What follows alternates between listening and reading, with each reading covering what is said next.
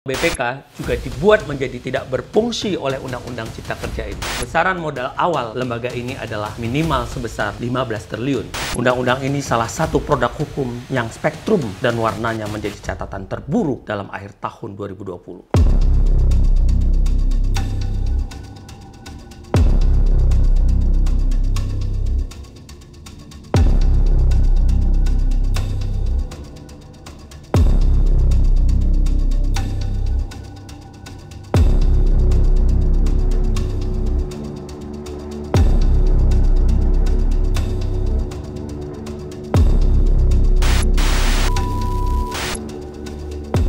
Assalamualaikum warahmatullahi wabarakatuh. Salam sejahtera buat kita semua.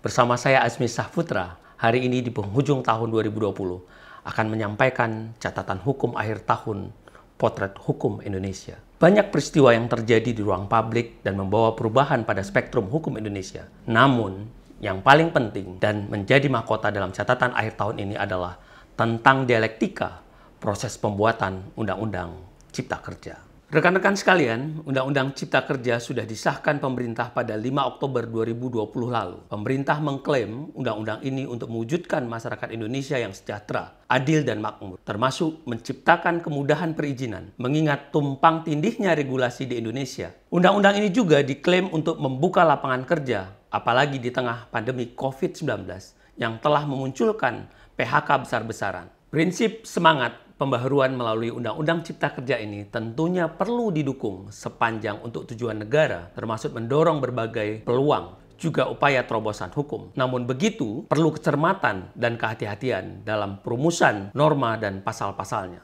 Diperlukan kajian yang lebih teliti agar jangan sampai dalam undang-undang ini ada penyeludupan pasal yang merugikan kepentingan nasional, termasuk mencegah dicabutnya undang-undang yang penting dalam menjaga keberlangsungan pengelolaan keuangan negara dan upaya pencegahan maupun penegakan tindak pidana korupsi. Rekan-rekan sekalian, pertanggungjawaban pidana dalam Undang-Undang Cipta Kerja ini juga berkaitan dengan azas transitoir yang berakibat pada perubahan hukum pidana. Mengacu pasal 1 ayat 2 KUHP, yaitu membawa perubahan drastis atas ketentuan pidana.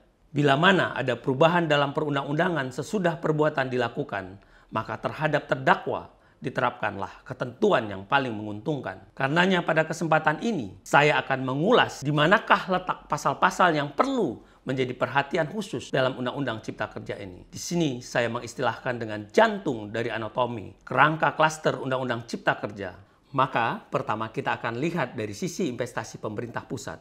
Kita cermati bab 10 undang-undang ini. Dalam versi naskah 905 ada pada halaman 563 sampai dengan 573. Sedangkan pada versi 812 ada pada halaman 465 sampai 475.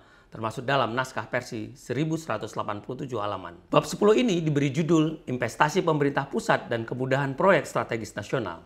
Coba kita cermati judul bab ini baik-baik. Judul ini sangat tidak sinkron dengan klausula yang ada di dalamnya. Yang ada malah pasal-pasal mencabut undang-undang yang menjadi dasar penguatan guna melindungi uang negara dan aset negara, termasuk penguatan penegakan tindak pidana korupsi. Bisa dilihat pada pasal 164 ayat 2 Undang-Undang Cipta Kerja dan penjelasannya pasal 164 ayat 2. Pasal ini berbunyi, sepanjang diatur dalam undang-undang ini ketentuan peraturan perundang-undangan yang mengatur mengenai pengelolaan keuangan negara dan kekayaan negara dan atau badan usaha milik negara tidak berlaku bagi lembaga. Lebih lanjut, lihat penjelasan pasal 164 ayat 2 yang menjelaskan bahwa ketidakberlakuan peraturan perundang-undangan terkait yang mengatur pengelolaan keuangan negara, kekayaan negara, badan usaha milik negara bagi lembaga. Hal ini karena kegiatan pengelolaan aset dan investasi telah diatur secara khusus dalam undang-undang ini dan peraturan pelaksanaannya. Malahan, akibat pasal-pasal dalam bab 10 ini akan mendisfungsikan undang-undang tindak pidana korupsi, termasuk lembaga KPK, BPK sekalipun tidak dapat menyidik dan mengaudit keuangannya. Fungsi pengawasan DPR juga semakin minim. Malahan lembaga baru ini yang nantinya dibentuk akan memiliki posisi yang sangat kuat. Pasalnya selain diberi formulasi kekebalan undang-undang, lembaga ini juga mendapat perlakuan pajak yang diatur sendiri. Istimewanya lagi, pada lembaga ini tidak dapat dilakukan penyitaan maupun dipilotkan sebagaimana termaktub dalam pasal 160 ayat 3, ayat 4, pasal 161, pasal 163, dan pasal 172 ayat 2. Rekan-rekan sekalian, undang-undang ini akan menjadi undang-undang khusus, sekaligus sifatnya yang harus ditaati dan mengenyampingkan undang-undang yang sebelumnya. Kalau benar pasal-pasal itu ada dan disahkan, maka aset-aset Indonesia akan bergerak dan berubah.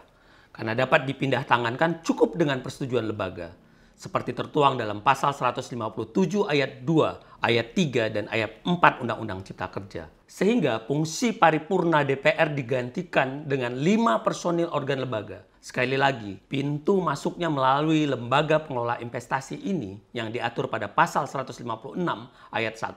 Namun ada klausula yang bertentangan berkaitan dengan kedudukan lembaga versus fungsi kewenangan dalam mengalihkan aset. Yaitu dalam prosesnya tidak lagi harus izin pemilik. Ilustrasinya adalah seperti ini. Bagaimana mungkin seorang yang menjadi pemilik rumahnya ada, ya kan? Ada orang tua di situ, ada ibunya di situ adalah sebagai pemilik, terus diberikan kepada orang lain, sehingga rumahnya tadi diambil oleh orang lain tanpa persetujuan ibu dan ayah tadi. Ini kalau kita ilustrasikan dalam pasal 156 ayat 1, yaitu lembaga merupakan badan hukum Indonesia yang sepenuhnya dimiliki pemerintah Indonesia, tapi kata pemerintah Indonesia berubah menjadi lembaga, dimiliki lembaga.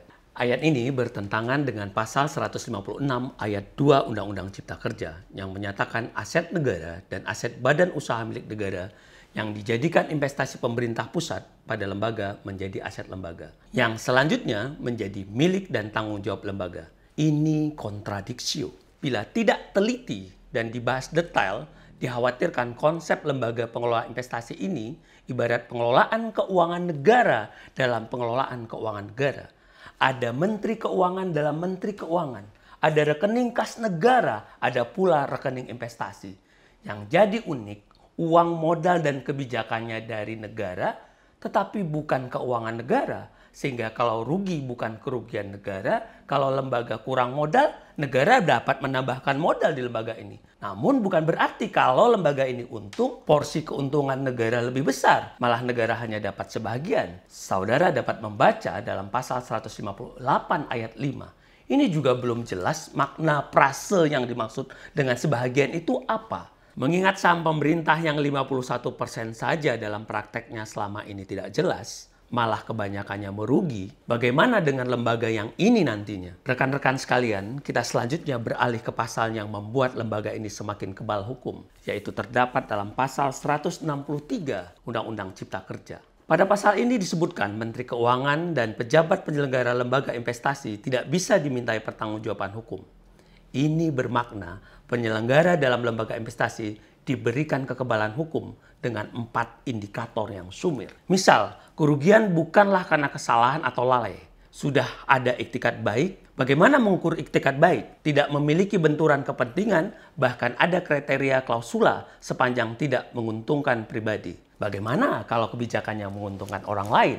Apakah menyalahgunakan kewenangan? Artinya, pasal 2 dan pasal 3 dalam Undang-Undang Tindak Pidana Korupsi tidak dapat difungsikan karena adanya pasal 163 ini dalam Undang-Undang Cipta Kerja ini. Ironisnya lagi, dalam hal ini juga membuat aset milik negara atau pemerintah menjadi milik lembaga.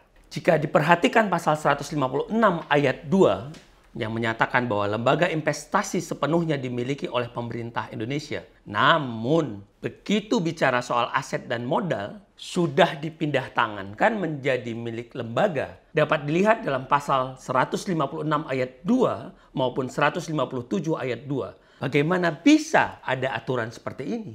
Diksi klausula ini bisa berdampak besar implikasinya dan jadi multitafsir secara pertanggungjawaban pidana. Jadi hati-hati, tidak boleh sesuka hati. Rekan-rekan sekalian, keberadaan undang-undang ini mencabut undang-undang yang bersifat khusus.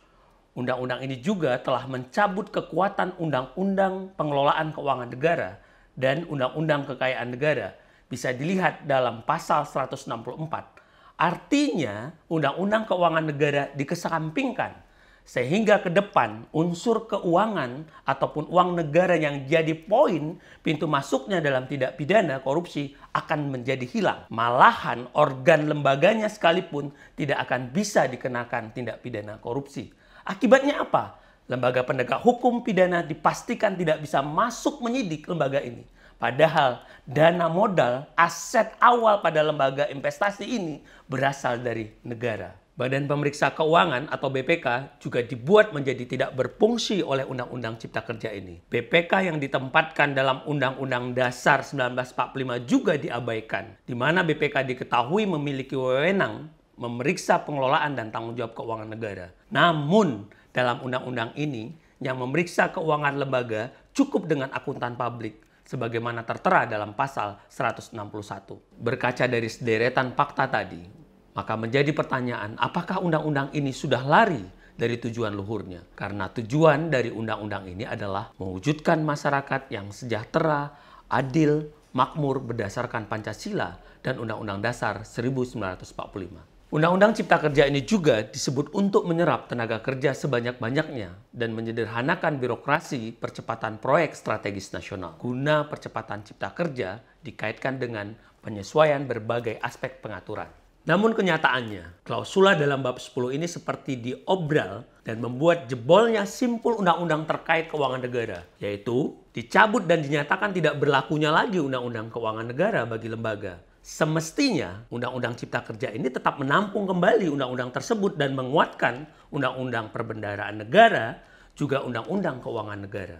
Malah yang ada, Undang-Undang Cipta Kerja ini menambah birokrasi baru dengan membuat lembaga baru yang pengelolaan keuangannya di luar kontrol pemerintah. Padahal modal dan kebijakannya dari pemerintah. Rekan-rekan, perlu kita ketahui, jika kita merujuk pada pasal 170 ayat 2 Undang-Undang Cipta Kerja, tentang besaran modal awal lembaga ini adalah minimal sebesar 15 triliun. Dan ini sudah disepakati dalam rapat terbatas investasi pemerintah tanggal 30 September 2020. Namun lagi-lagi kita tidak mendengarnya di ruang publik. Kita tidak pernah tahu dan mendapatkan info tentang modal awal ini yang diambil dari dana pemerintah. Rekan-rekan sekalian, dari aspek kerangka penyusunan undang-undang juga terdapat kekeliruan pada bab penutupnya.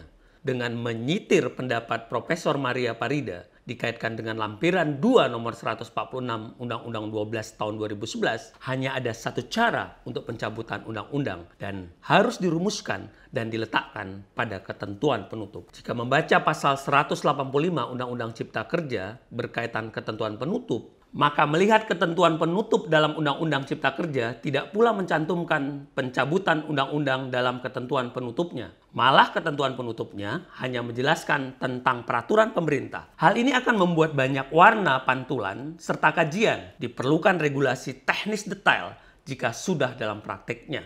Rekan-rekan sekalian, dengan sederetan fakta yang saya sajikan, maka perlu dialektika akademik yang terbuka, yang lebih partisipatif terkait undang-undang ini. Karena masih kurang disebarluaskannya informasi tentang isi Undang-Undang Cipta Kerja ini. Dialektika akademik perlu dilakukan agar kita semua terhindar dari produk undang-undang yang menurut Profesor Sacipto Raharjo disebut sebagai kejahatan legislatif. Sebagai evaluasi akhir tahun 2020 dalam catatan akhir tahun ini. Walaupun isi dari undang-undang ini diperlukan, namun disayangkan. Cara-cara sosialisasi dalam proses pembentukan undang-undangnya masih belum maksimal. Apalagi dalam waktu 3 bulan semua peraturan pendukungnya harus ada dan semua undang-undang yang terhimpun dalam Undang-Undang Cipta Kerja ini harus dapat dioperasionalkan. Inilah produk perundang-undangan yang tercepat namun kurang partisipatif, sehingga menimbulkan dialektika di ruang publik yang memberikan reaksi negatif.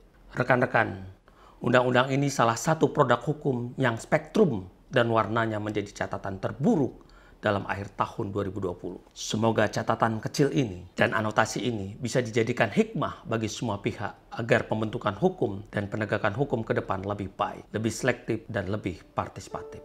Mari kita semua peduli dengan bangsa Indonesia, karena membangun sistem sama artinya membangun masa depan. Saya Azmi Sahputra, sampai jumpa pada anotasi hukum selanjutnya.